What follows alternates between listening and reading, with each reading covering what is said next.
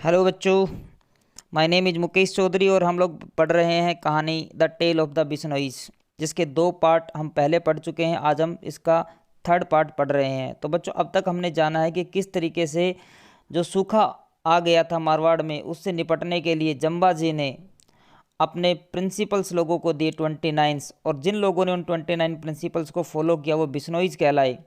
और जम्बाजी से इंस्पिरेशन लेकर के इन लोगों ने एक बड़ी संख्या में प्लांटेशन किया, और उसका फ़ायदा ये हुआ कि जो उनकी ज़मीन थी जो अनफर्टाइल हो चुकी थी वह फर्टाइल बन गई, और पूरा का पूरा जो एरिया है वो प्रॉस्पर हो गया। अब पढ़ते हैं कहानी को आगे। But outside their territory all continued as before, लेकिन उनका जो टेरिटोरी था, जो एरिया था, उसके बाहर का जो एरिया था उसमें पहले की तरह ही चलता रहा। मीन्स वहाँ पर सूखा ही रहा, क्योंकि वहाँ पर कोई पेड़, कोई प्लांटेशन नहीं हुआ था। The land was still being stripped of its green cover and the desert was spreading. और क्या हो रहा था कि जो लैंड थी अभी भी उसका जो ग्रीन कवर था उसको स्ट्राइप किया जा रहा था। कहने का मतलब है जो पेड़ थे देवर बीइंग कट डाउन, उनको काटा जा रहा था, और उसका नतीजा ये निकल रहा था कि जो रेगिस्तान था वो स्प्रेड हो रहा था, वो फैल रहा था। The ninth descendant of Jambaji contemporary Rao Jodhaji now occupied the throne of Jodhpur.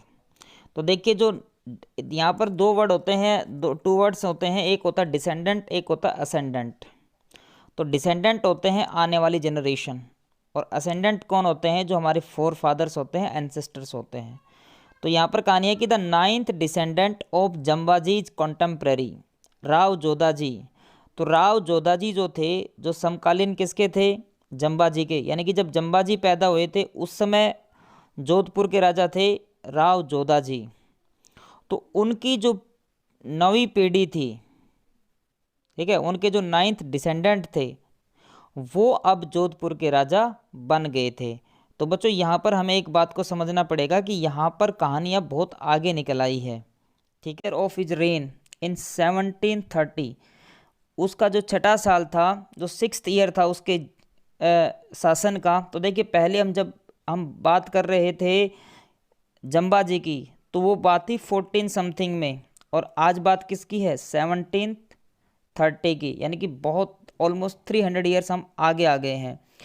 तो in the 6th year of his reign in 1730 this Maharaja Abhay Singh, और ये जो राजा है इनका नाम क्या है? Maharaja Abhay Singh, decided to construct a palace for himself. उन्होंने एक डिसीजन लिया कि वो अपने लिए एक महल बनवाएंगे, a beautiful palace made of the famous red sandstone.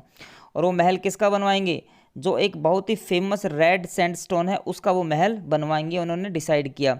Of Jodhpur, तो जोधपुर का जो एरिया है जहाँ पर एक फेमस रेड सैंडस्टोन मिलता है उसका महल बनवाने का उन्होंने निर्णय किया। This would need a lot of lime, लेकिन इसके लिए ज़रूरत किसकी थी? बहुत सारे लाइम की। अब लाइम जो होता है बच्चों, ये होता है जो चूने का पत्थर होता है, that is called lime. Limestone is of course quite abundant in this tract. Tract का मतलब रीजन, एरिया। और जो लाइम स्टोन था वो बहुत तायतता में, प्रचुर मात्रा में था इस एरिया में, इस ट्रैक्ट में, इस रीजन में। But it had to be cured, लेकिन इसके लिए ज़रूरत किसकी थी? इसका ट्रीटमेंट करने की, मतलब इसको ठीक करने की। And the lime Keynes would need a lot of fuel, और जब इस लाइम को, यानी कि इस पत्थर को, इस चूने पत्थर को, इसको सही किया जाएगा। जैसे आपने देखा है कि जो भट्टे होते हैं, ईंट कच्ची बनती है मिट्टी की, और उसके बाद उस भट्टे में डाल करके उसको क्या किया जाता है? उसको पकाया जाता है, तो वो अच्छी होती है। तो इसी तरीके से ये जो लाइम था, इसको ठीक करने के लिए कि ये इससे महल बनाया जा सके, इसके लिए ज़रूरत किसकी थी? And the lime Keynes would need a lot of fuel, तो इसके लिए ज़रूरत थी एक लाइम किन्स की, एक भट्टी की। और उस भट्टी को चलाने के लिए ज़रूरत किसकी थी? बहुत सारे फ्यूल की, ईंधन की। तो राजा जिस पत्थर से महल बनाना चाहता था, उस पत्थर को ठीक करने के लिए एक भट्टी की ज़रूरत थी, और उस भट्टी को जलाने के लिए ज़रूरत थी बहुत सारे ईंधन की। तो अब समस्या आ गई कि ईंधन कहाँ से हो इतना सारा। It was not an easy job to get so much fuel in the desert, और उस रेगिस्तान में इतना आसान नहीं था कि इतना जो ज़्यादा जो फ्यूल था वो अचीव, मतलब प्राप्त किया जा सके, गेट किया जा सके। But as luck would have it, लेकिन जैसा कि उनका भाग्य था, किस्मत उनका साथ दे रही थी, there was a large settlement of Bishnois. Settlement का मतलब यहाँ पर है जैसे रेजिडेंस, रहना। तो there was a large settlement of Bishnois just 16 miles from Jodhpur. तो जोधपुर जो था उससे 16 माइल्स यानी कि 16 मील दूर किसका रेजिडेंस था? बिश्नोइज का था। दीज पीपल हैड एक्सेप्टेड जम्बाजीज प्रिसेप्ट्स, और ये वो लोग थे जिन्होंने जम्बाजी के जो प्रिंसिपल्स थे उनको एक्सेप्ट किया था, उनको वो फॉलो करते थे। नियरली 2.5 सेंचुरी अगो, और ये इन्होंने कब किया था? लगभग 250 साल पहले। तो जम्बाजी कब थे? 250 साल पहले थे। तो जोधपुर से 16 जो माइल्स था, 16 मील दूर एक उन्होंने एक एरिया था, एक आप कह सकते हैं कि, और वो एरिया किसका था? बिश्नोइज का था, ठीक है ना, उन लोगों का रेजिडेंस था वहाँ पर। और ये वो लोग थे जो जम्बाजी के प्रिंसिपल्स को फॉलो करते आ रहे थे 250 साल से। And had nursed hundreds of khejri trees near their villages, और उन्होंने क्या किया था कि अपने गांव के आसपास, ठीक है, अपने गांव के आसपास के एरिया में उन्होंने सैकड़ों खेजड़ी के जो ट्री थे उनको उन्होंने नर्सिंग किया था, पाला पोसा था, उनका भरण पोषण वो करते आ रहे थे। And there was excellent limestone too near one of their villages Khejarli. तो वहाँ पर एक गांव था जिसका नाम खेजड़ई था। तो उस खेजड़ई जो गांव था उसके नज़दीक ही एक बहुत ही अच्छा लाइमस्टोन भी था। तो देखिए यहाँ पर उनके लिए आसान चीज़ें होती चली जा रही थी। उनको ये भी पता चल गया कि भाई हमें फ्यूल कहाँ से मिलेगा, क्योंकि वहाँ खेजड़ी के ट्रीज हैं। दूसरा, उस गांव के नज़दीक ही जो खेजड़ी गांव था उसके नज़दीक ही एक उच्च क्वालिटी का, अच्छी क्वालिटी, एक्सीलेंट क्वालिटी का लाइमस्टोन भी था। Khejri Abhay Singh Diwan ordered that the lime kilns be started near Khejri. तो अभय सिंह का जो दीवान था उसने ऑर्डर दिया that the lime kilns be started near Khejri. ये देखिए वहाँ पर खेजड़ी था, यहाँ पर खेजड़ली है, तो आप खेजड़ी जो भी है इस गाँव का नाम। तो Diwan ordered that the lime kilns be started near Khejarli, कि उस गांव के नज़दीक हमें लाइम किन्स को शुरू करना है। ये आदेश किसने दिया? अभय सिंह के दीवान ने दिया। To begin the construction of the palace, ताकि महल का जो कंस्ट्रक्शन है उसको बिगिन यानी कि उसको शुरू कर दिया जाए। But when the workers got ready to cut the trees for fuel, लेकिन जब उसके वर्कर्स पेड़ों को काटने के लिए गए और वो वहाँ पर तैयार हुए पेड़ों को काटने के लिए, they found that the Bishnois would not let them touch the trees. तो ये वर्कर्स लोग जब जाते हैं पेड़ों को काटने के लिए और ये पेड़ों को जब काटने वाले होते हैं तो उन्होंने देखा कि जो बिश्नोइज लोग हैं वो उनको पेड़ को टच भी नहीं करने दे रहे थे। Their khejri trees must be left alone to cut these green trees was a violation of their religion. तो जो बिश्नोइज लोग थे वो कहते हैं कि उनके जो खेजड़ी के ट्रीज हैं उनको छोड़ दिया जाए, उनको अकेला छोड़ दिया जाए। वो to cut these green trees, इन ग्रीन ट्रीज को काटने का मतलब क्या है? A violation of their religion, उनका जो धर्म है, रिलीजन है, उसका वायलेशन है, फ्लाउट से उसका उल्लंघन होगा, ये उसका अपमान होगा ये। तो बिश्नोइज लोग जो थे वो उनको खेजड़ी की जो ट्रीज थे उनको काटने नहीं दे रहे थे, और वो कह रहे थे इनको मत काटिए क्योंकि ये हमारे जो रिलीजन है उसका वायलेशन होगा। The workers return to Jodhpur, अब वर्कर जो थे जो पेड़ काटने के लिए गए थे वो वापस आते हैं Jodhpur. The Diwan was enraged, और दीवान जो है वो फ्यूरियस हो जाता है, गुस्सा हो जाता है। He got angry, what insolence, और कहता है ये क्या गुस्ताखी है ये। ही पर्सनली अकम्पेनिड द वर्कर्स, अकम्पेनी का मतलब होता है साथ जाना, ठीक है, कोई साथ मिलकर काम करना। तो he personally accompanied the workers on the horseback to Khejarli village. तो वो क्या करता है कि खुद उन वर्कर्स के साथ खेजड़ली विलेज जाता है। And order that the trees be cut, और आदेश देता है कि ये पेड़ है इनको काट दो। The axes were raised and the whole village gathered, अब ये वर्कर्स जो है इन्होंने अपनी कुल्हाड़ियाँ उठाई, लेकिन उसी समय क्या हुआ, जो गांव वाले लोग थे वो सारे के सारे वहाँ पर इकट्ठा हो गए। They gathered there, they begged, उन्होंने भीख मांगी, उन्होंने प्रार्थना की। That their religion be not desecrated, इसका मतलब है कि उनका जो धर्म है उसको अपवित्र, इम्प्योर ना किया जाए, ठीक है। यहाँ पर डिसेक्रेटेड का मतलब है इम्प्योर। तो वो कहते हैं कि जो हमारा धर्म है, हमारा रिलीजन है, इसको अपवित्र मत कीजिए, इसको इम्प्योर मत कीजिए। वो इस चीज़ की भीख मांगते हैं, प्रार्थना करते हैं। They pleaded for the preservation of trees, preservation का मतलब होता है किसी चीज़ को कंजर्व करना, तो कंजर्वेशन मतलब संभाल के रख लेना।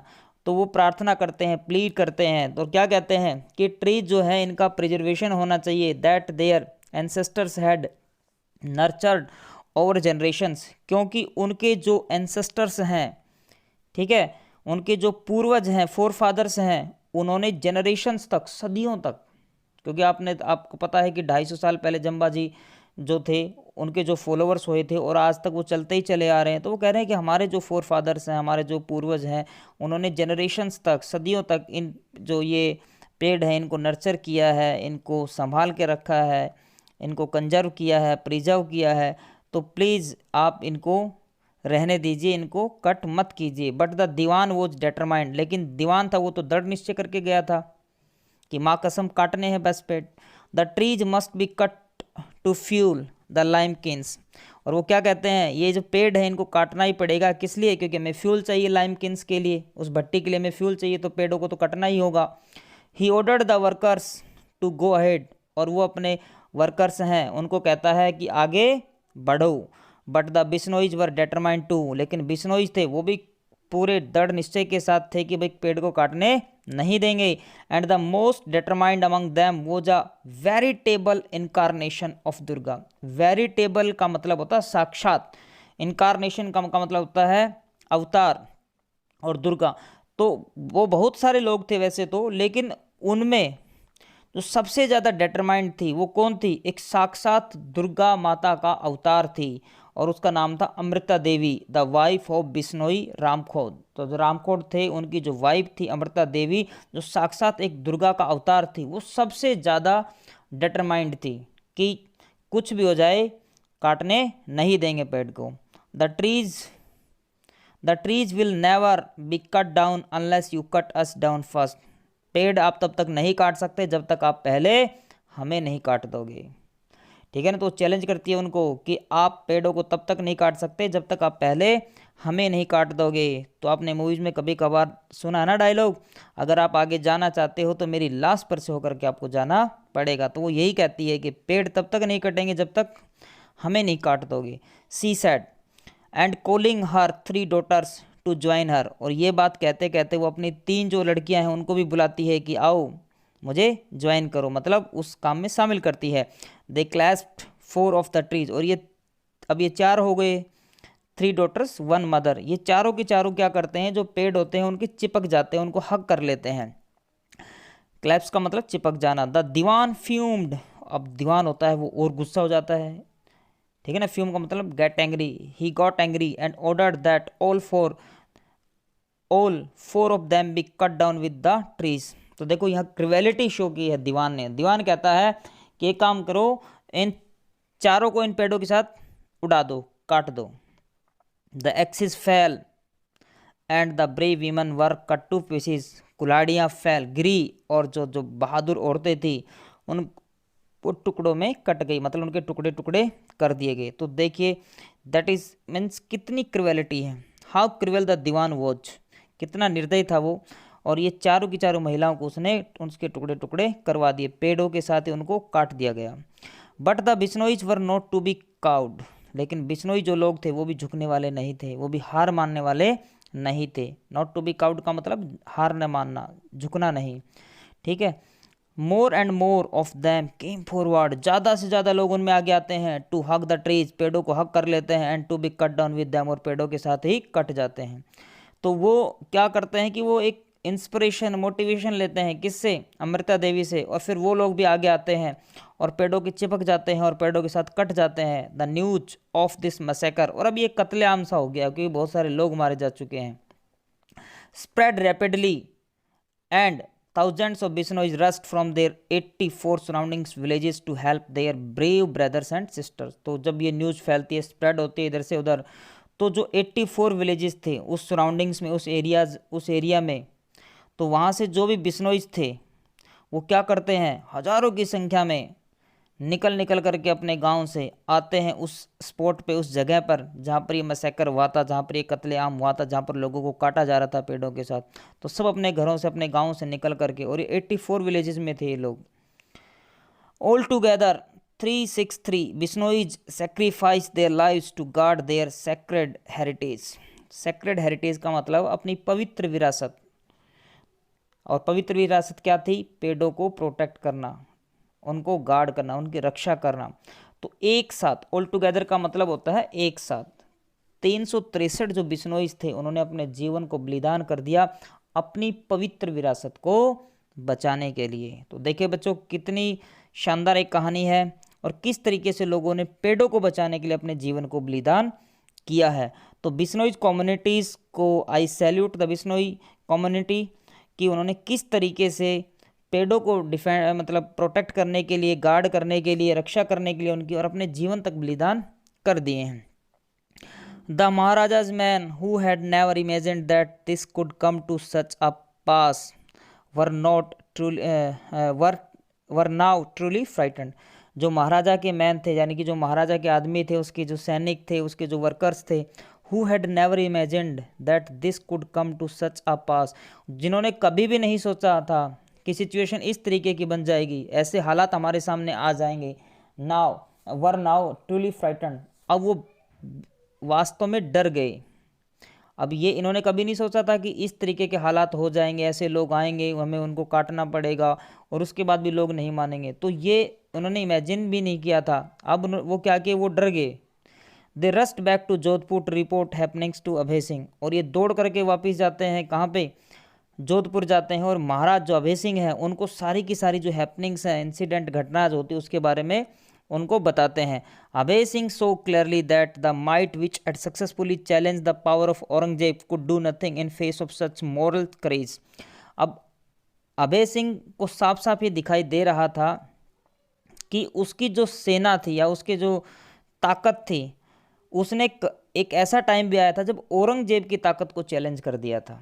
यानी कि इतनी पावरफुल आर्मी उसकी थी कि औरंगजेब की आर्मी को उसने चैलेंज कर दिया था, लेकिन उसकी वही ताकत एक मोरल करेज का सामना नहीं कर पाई थी, एक नैतिक साहस का सामना नहीं कर पाई थी।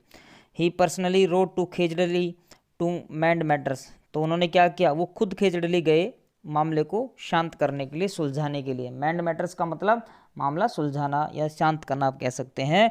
ही एश्योर्ड द, एश्योर का मतलब होता है एश्योरेंस देना, मतलब किसी को विश्वास देना। तो ही एश्योर्ड द वीपिंग एगोनाइज्ड मास का मतलब लोग, एगोनाइज्ड का मतलब जो पीड़ित थे लोग, दुखी थे जो लोग, तो उन्होंने रोते हुए जो दुखी लोग थे उनको एक एश्योरेंस दिया ऑफ थाउजेंड्स ऑफ बिश्नोईज, जो हजारों बिश्नोईज लोग थे उनको, that from now on he would fully respect there religious principles. तो उन्होंने कहा कि आज के बाद मैं आपको एश्योरेंस देता हूँ, विश्वास देता हूँ कि मैं आपके जो रिलीजियस प्रिंसिपल्स हैं, आपके जो सिद्धांत हैं धार्मिक, मैं उनको, उनकी रिस्पेक्ट करूँगा, उनकी इज्जत करूँगा, उनका मान सम्मान करूँगा। तो उस दिन के बाद क्या हुआ, a copper plate inscribed with this promise was presented to the Bishnois, और एक कॉपर की जो प्लेट थी उसके ऊपर इंस्क्राइब कर दिया गया, मतलब लिख दी गई ये बात, ये प्रॉमिस जो था कि भाई आज के बाद मैं आपकी रिस्पेक्ट करूँगा, आपके धर्म की, आपके रिलीजियस प्रिंसिपल्स की। तो उसने एक प्रॉमिस किया लोगों से, और एक जो प्लेट थी उसके ऊपर कुछ लिख करके, ठीक है, उस प्रॉमिस के साथ उसने बिश्नोई जो लोग थे उनको वो प्लेट प्रेजेंट कर दी, उनको गिफ्ट कर दी। हैंड्स फोर्थ, जिसके ऊपर द इंस्क्रिप्शन सेड, और जो इंस्क्रिप्शन था, जो कुछ लिखा हुआ था, वो कुछ इस तरीके से था, हैंड्स फोर्थ, आज के बाद means today onwards, no green tree would ever be cut near Bishnoi village, किसी भी बिश्नोई गांव के नज़दीक कोई भी पेड़ काटा नहीं जाएगा। Nor would any animals be hunted, ना किसी एनिमल का शिकार होगा इन देयर विसिनिटी, उनके क्षेत्र में। तो वो जो इंस्क्रिप्शन था, यानी कि जो उस प्लेट के ऊपर कुछ लिखा गया था, वो ये था कि भाई आज के बाद इस एरिया में ना तो कोई पेड़ काटा जाएगा और ना ही किसी एनिमल की हंटिंग होगी। तो विसिनिटी का मतलब क्या है, एरिया, ठीक है, reason, tract. 2.5 centuries have passed since this episode, और अब देखिए इस एपिसोड को हुए हुए, इस घटना को बीते हुए भी 2.5 centuries, 250 साल हो गए हैं। Bishnois have now been guarding the trees, giving succor to the wild animals of sorry क्या था, तो यहाँ पर है 2.5 centuries have passed since this episode. तो ये जो एपिसोड है इसको भी हुए कितने दिन हो गए हैं, इसको भी हुए हो गए हैं भाई 250 साल। और Bishnois have now been guarding the trees giving succour to the wild animals of Rajasthan. और ये बिश्नोई जो लोग हैं लगातार क्या कर रहे हैं, गिविंग शक्कर का मतलब है प्रोटेक्शन देना to the wild animals of Rajasthan जो और Haryana and the Madhya Pradesh for nearly 5 centuries. तो लगभग 500 सालों से लगातार ये क्या कर रहे हैं, प्रोटेक्ट कर रहे हैं और गार्ड कर रहे हैं किसको, एनिमल्स को, ट्रीज को। और कौन कौन से एरिया में है ये, राजस्थान में, हरियाणा में, मध्य प्रदेश में। अब देखो यहाँ पर 5 सेंचुरीज क्यों कहा गया है, 5 सेंचुरीज इसलिए है, आपने देखा कि पहले जंबाजी होते हैं, जंबाजी लोगों को मोटिवेट इंस्पायर करते हैं प्लांटेशन के लिए, लोग उनको फॉलो करते हैं, उनके प्रिंसिपल्स को फॉलो करते हैं। तो जंबाजी के बाद भी, जंबाजी वाले इंसिडेंट के बाद भी 250 साल बाद में जो इंसिडेंट होती है वो कौन सी होती है, अमृता देवी का जो बलिदान था, या 363 लोगों ने अपना जीवन बलिदान किया था, वो उसके 250 साल बाद होती है।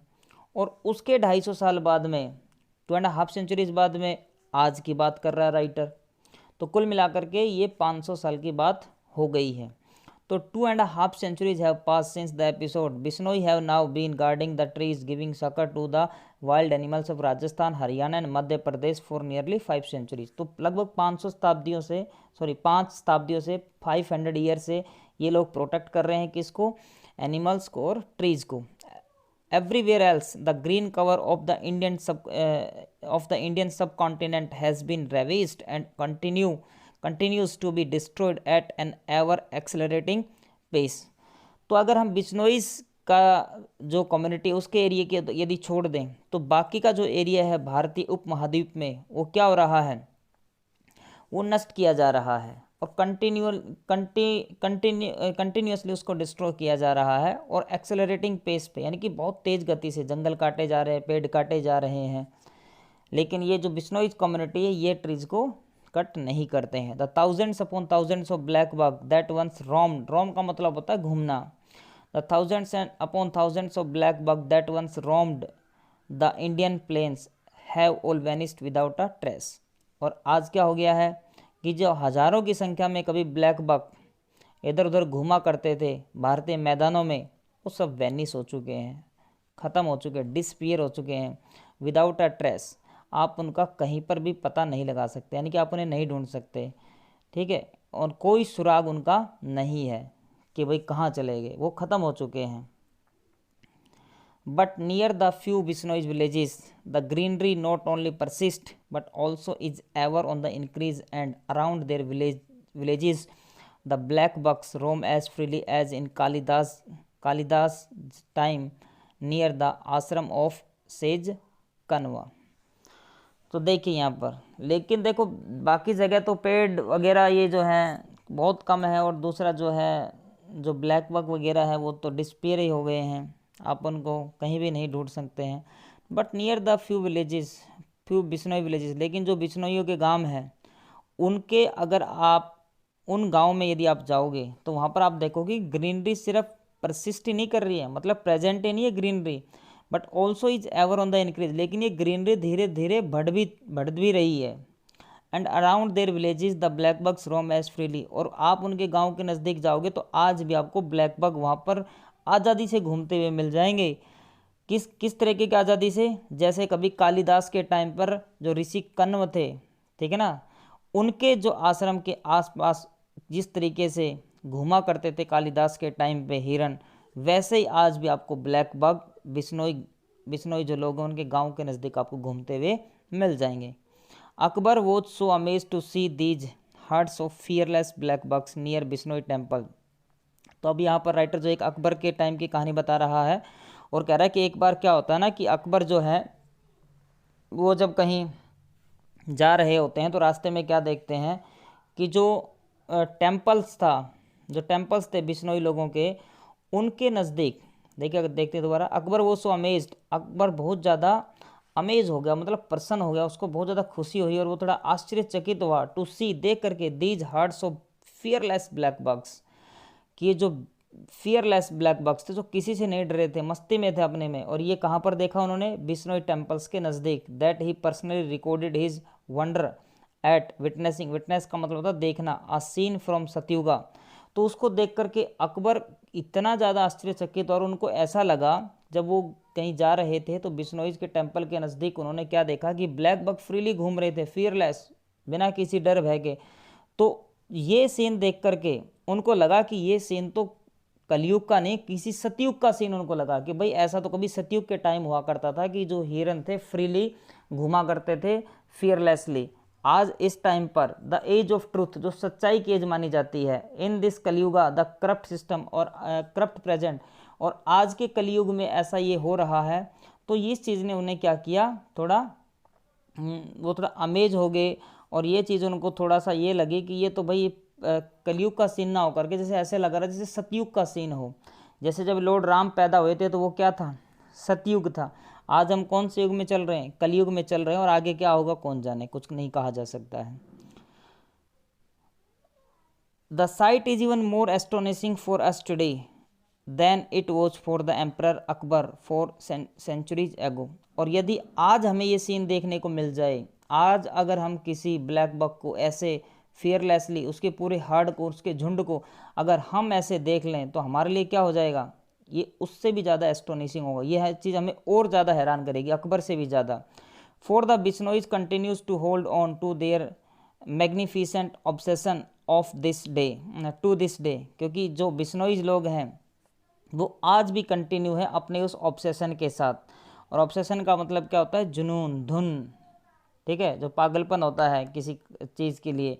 तो बिश्नोई लोग तो आज भी उसी धुन के साथ, उसी जुनून के साथ इनका प्रोटेक्ट कर रहे हैं एनिमल्स को, ट्रीज़ को। और यदि आज हम बिश्नोई इस गाँव के नज़दीक कहीं जाए, हमें ऐसा सीन देखने को मिल जाए कि वहाँ पर हम ब्लैक बग को देख पाएँ, तो वो चीज़ हमें अकबर से भी ज़्यादा क्या करेगी, एस्टोनिश करेगी। At the village Khejrali, where the Bishnois passed the supreme test of fire, there is one ancient Khejrali tree which escaped that massacre. तो at the village Khejrali, Khejarli जो गांव है, where the Bishnois passed the supreme test of fire, जहाँ पर बिश्नोई लोगों ने supreme test of fire मतलब एक क्या दी थी, पूरी अग्नि परीक्षा दी थी।